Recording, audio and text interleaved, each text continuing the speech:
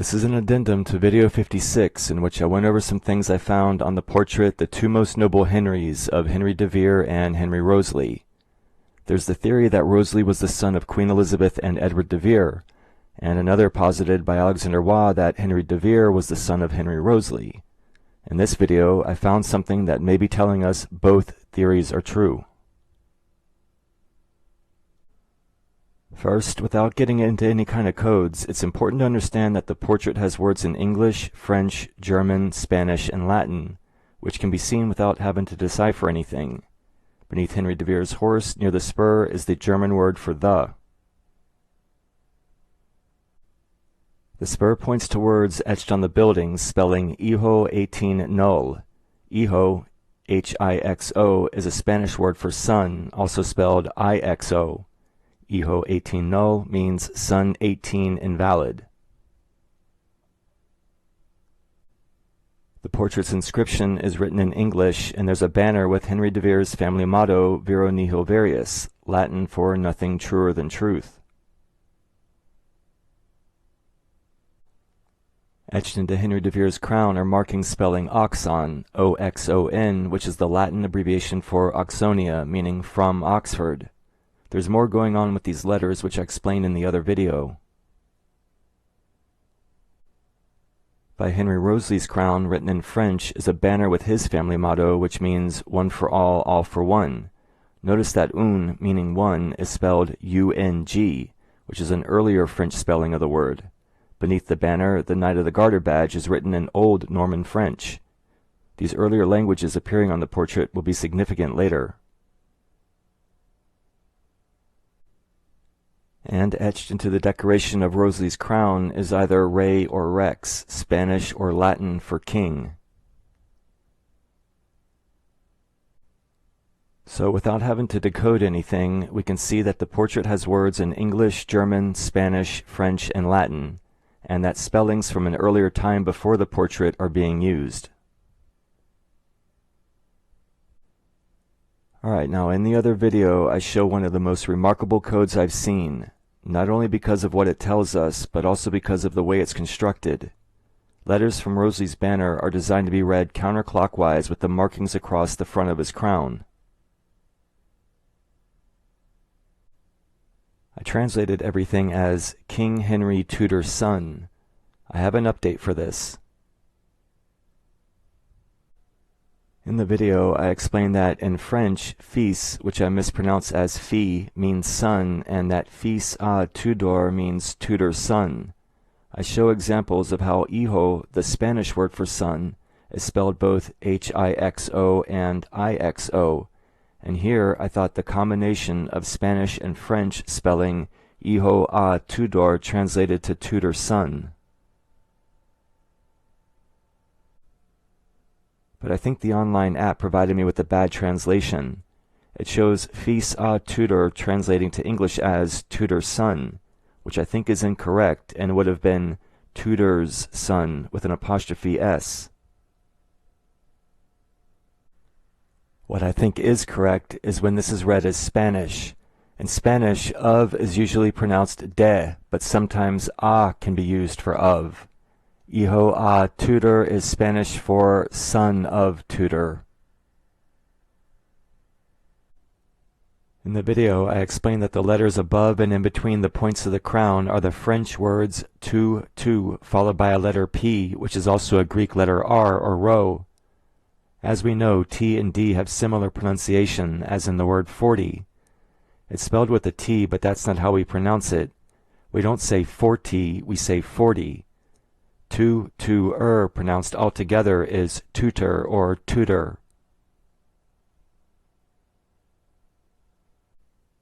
Xico can be pronounced Heiko, and I show in the video that Heiko is a German name used for Heinrich or Henry, in the same way that Harry, Henry Wriothesley's nickname, is used for Henry. Heiko also means ruler. There's the French word roi for king, the German name Heiko for Henry, the Spanish words hijo a for son of, and then Tudor spelled with the French words tu, and the Greek letter rho. Roi Heiko hijo a Tudor translates to King Henry, son of Tudor, which is the Spanish way of naming someone.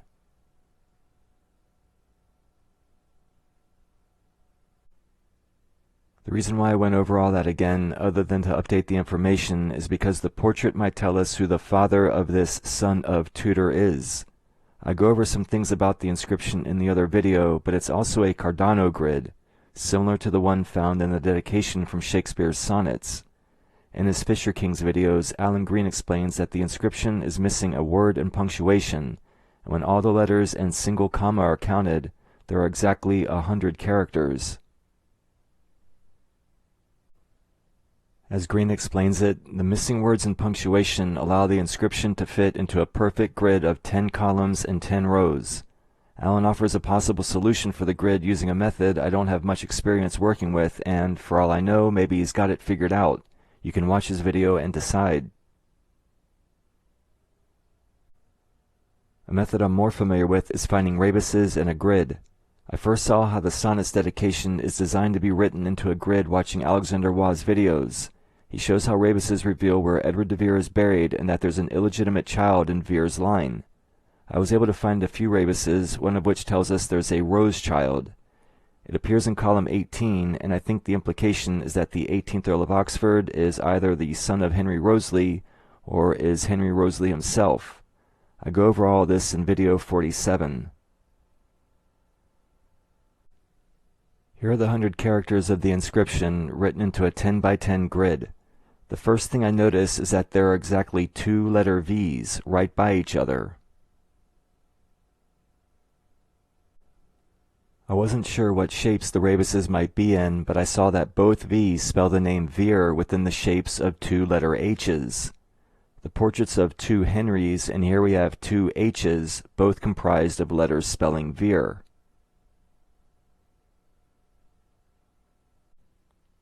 Actually, one H spells Vere and the other H de Vere.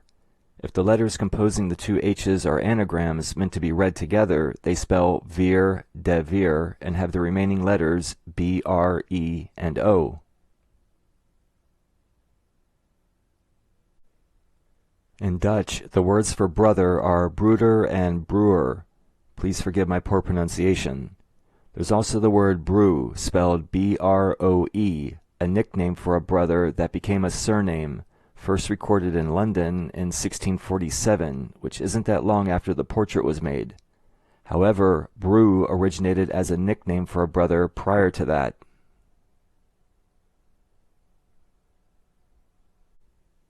Since de Vere means of Vere, de meaning of in French, are the letters in the 2 H's, which can spell Vere, Brew de Vere, meant to be translated as Vere, brother of Vere.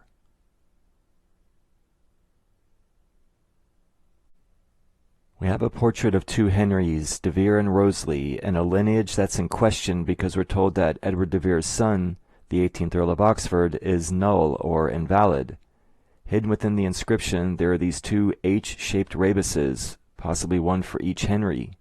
The rebuses are comprised of letters that, when translated, can spell the words Vere, brother of Vere. If Wriothesley was the actual 18th Earl of Oxford, he and Henry de Vere would be brothers.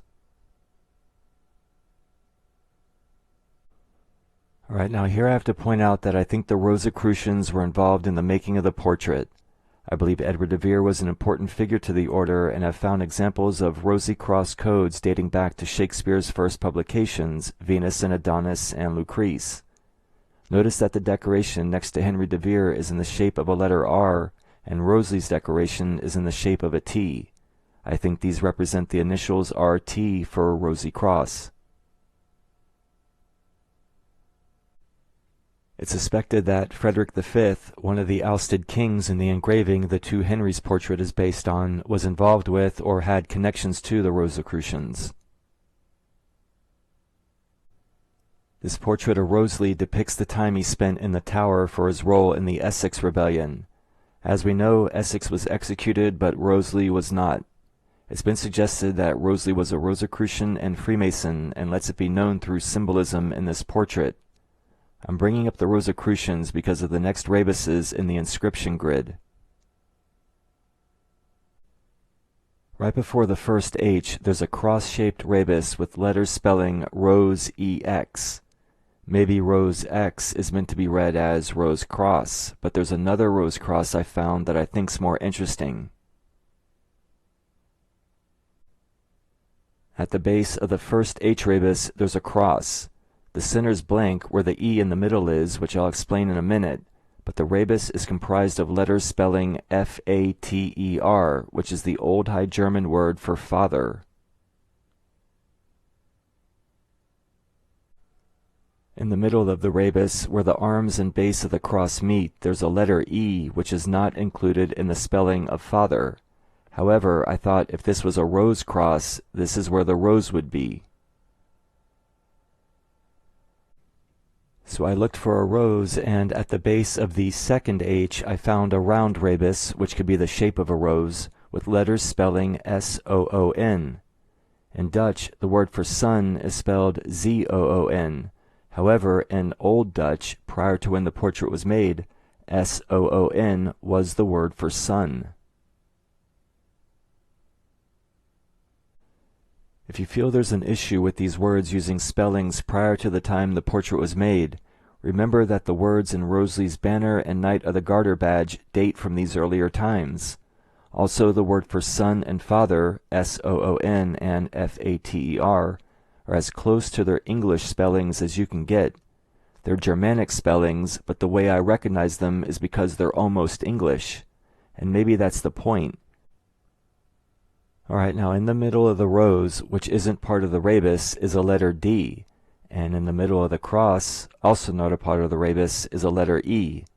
D-E spells de, which means the in Dutch, but like I mentioned earlier, in French, de means of.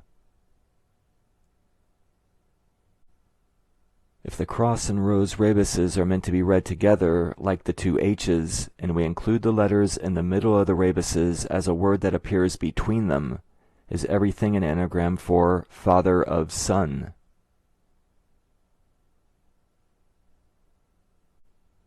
Another way to look at it is, put the rose where it'd go on the cross. The letter D in the middle of the rose would go over the E. Rosicrucian codes are sometimes read right to left. If we do that here, beginning with the rebus on the right, this would read son of father. Now whether it's that or father of son, notice how the first H, potentially for Henry Wriothesley, is connected to the father rebus, and the second H, which would be for Henry de Vere, is connected to the rebus spelling son. There may be more clues to let us know which H pertains to them. Like I showed earlier, the second H rebus can spell the name de Vere. Printed across it is the Old French spelling for Henry, H-E-N-R-I. So that's Henri or Henry de Vere printed across the second H. Just above the right leg of the first H is the only W that appears in the inscription. Preceding the W are letters spelling H-E-T.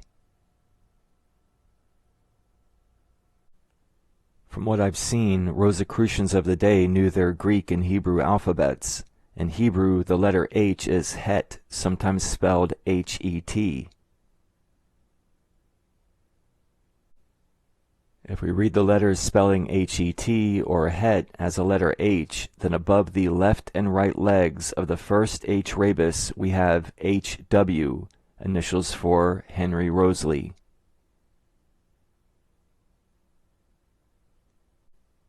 Here's another way to look at it, and there might be something else. In video 43, I showed two right triangles that appear in Shakespeare's first folio in the play Cymbeline, page 379, misprinted as 389. The first triangle was found by Peter Amundsen and spells out Rosy Cross, and there's another triangle printed with it found by Patrick Jennings that spells Tudor. There's more going on with these triangles and the page they're on, so please see the video for details. Notice how along the hypotenuse both triangles share the letter R in rosy. I recall reading that to abbreviate a name with more than 8 letters, the general rule is to print the first 5. On the grid, starting with Henry Wriothesley's initials, we can draw a right triangle that goes over the beginning of the first H, spelling het, or H, W-R-O-T. I know the first 5 letters of Wriothesley's name are W-R-I-O-T, but I think because het, or H, is included, H-W-R-O-T might still work as an abbreviation for H. Wriothesley.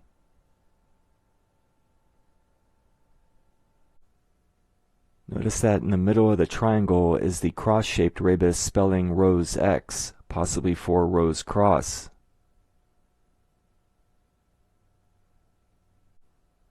And just like the 2 right triangles in the folio, the R spelling rose is printed along the hypotenuse.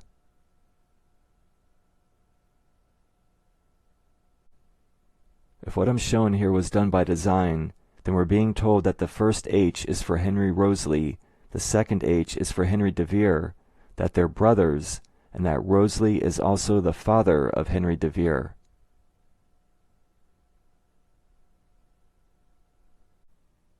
Wriothesley being Henry de Vere's father is Alexander Waugh's theory, and would explain why the portrait says that Edward de Vere's son, the 18th Earl of Oxford, is invalid, and why the rose and cross rebuses spell father of son. The 2 H rebuses and the information around them also suggest that Wriothesley was a Vere, and that the 2 Henrys are brothers. So maybe this is what happened. Edward de Vere and Queen Elizabeth have a son, Henry Wriothesley. Among other things, he would be a Vere and the 18th Earl of Oxford, though illegitimate. Edward still needs a son that would have to at least appear to be legitimate for him to bequeath land and title to. Wriothesley has an affair with Penelope Rich, resulting in a child. Whether having a child was at the request of Oxford, or if he was just bailing his son out of an embarrassing situation, Edward solves his own problem by secretly adopting the child, who becomes Henry de Vere. Like Wriothesley, he's illegitimate, but history will know him as the 18th Earl of Oxford. Even though Wriothesley is Henry de Vere's father, the 2 Henrys are brothers because they're both sons of Edward de Vere. Wriothesley through the natural process, and Henry de Vere through an adoptive process. Like I explained in the other video, the portrait is based on an earlier one of 2 kings forced to abdicate. Wriothesley's banner and crown tells us he's a Tudor and a king. If Henry de Vere is his son, then he's also of royal blood, explaining why he and Wriothesley appear in a portrait based on one of 2 kings denied their full reign.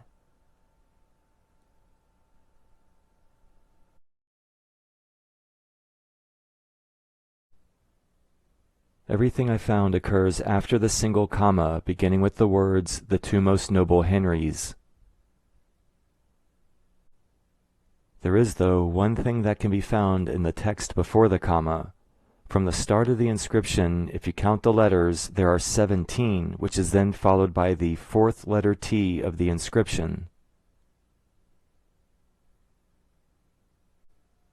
Looking at it again, 17 letters, 4th T, or 1740.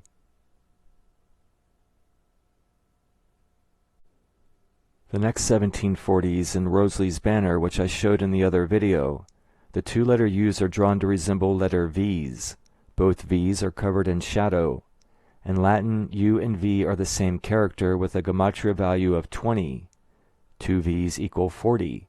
In addition to the 2 V's in shadow, there are 3 underscored letters, P, A, and A, each with a gematria value of 15, 1, and 1, totaling 17.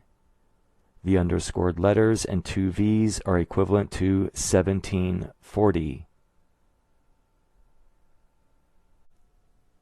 For the third 1740, I have a couple ideas. One is the R shape of Henry de Vere's decoration combined with the letter count of Wriothesley's. I showed earlier that the decorations are in the shape of an R and T, which I think are initials for Rosy Cross. The gematria value of the letter R is 17. If you count the number of letters in Wriothesley's banner and Knight of the Garter badge, there are 40. With the 2 decorations, we get 17 and 40. That's one possibility, but there may be something else equivalent to 17. First, let me rule this out. The two Henrys are making these hand gestures, and if you count the fingers, there are 7. The crossed fingers make an X, which is 10 in Roman numerals. 7 and 10 is 17. The thing is, the same gestures appear in the portrait this one was based on, so I don't think we should include it here. Alright, if we count the words of the inscription, Oxford is word 17, which is interesting since Edward de Vere was the 17th Earl of Oxford. Then there are the 40 letters in Wriothesley's banner and Knight of the Garter badge. By counting the words of the inscription and the letters of Wriothesley's decoration, do we find the third 1740. 1740 is found in the opening line of the inscription. Across from it, 1740 is found in the marked letters in Wriothesley's banner, the underscored letters and 2 V's. Then a third 1740 can be found either from the R shape of Henry de Vere's decoration equaling 17, or Oxford being word 17 in the inscription, combined with the 40 letters in Wriothesley's decoration. I wasn't able to decide which was correct, but I believe it's one of them. The reason I think Edward de Vere's cipher appears 3 times is to confirm that the two Henrys are from his line. Now there is something else that can be spelled with the 2 H's. Rosicrucians called each other brother, as in brother P-A-L or brother C-R-C. The 2 H's can spell the Dutch word brother, B-R-O-E-D-E-R, and Vere, V spelled as V-E-E. I thought that was interesting because in the Bible, the Greek word for ox, bull, or cow is bus. In Hebrew, it's elef. The thing is, this word for ox is sometimes translated as cattle. In Dutch, the word for ox is ossen, but the word for cattle is vee, spelled V-E-E.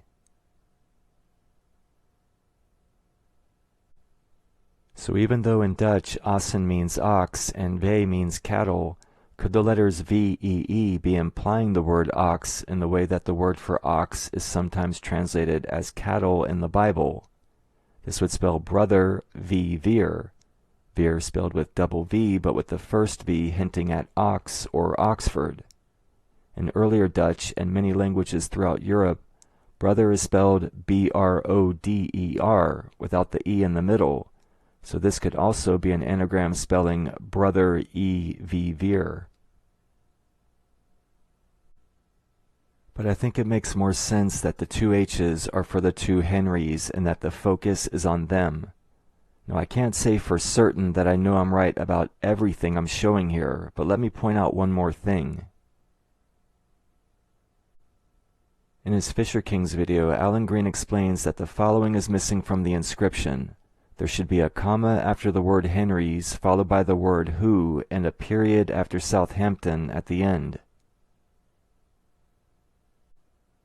When you write the inscription into the 10 by 10 grid, the area where that missing text would be is right here.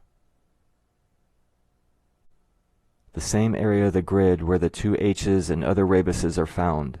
If you include the missing word in punctuation, everything here would shift. The letters and shapes only line up because that text is missing. There are the theories regarding the parentage of Wriothesley and Henry de Vere, and I explained why the words can be spelled the way they are. So what are the odds that this information concealed in the portrait happened by chance? Now with Wriothesley's banner and crown, I am absolutely certain it was designed to be read in the way I explained in this and the other video. If you take the time to study it, you'll see what I'm talking about, and you'll understand. If the inscription rebuses are legitimate, then they support the theories that Edward de Vere was the father of Henry Wriothesley and Wriothesley the father of Henry de Vere. If you're watching this video and find something else or translate things differently, let me know. Thanks to Alan Green and Alexander Waugh for their videos, and to you for watching this one.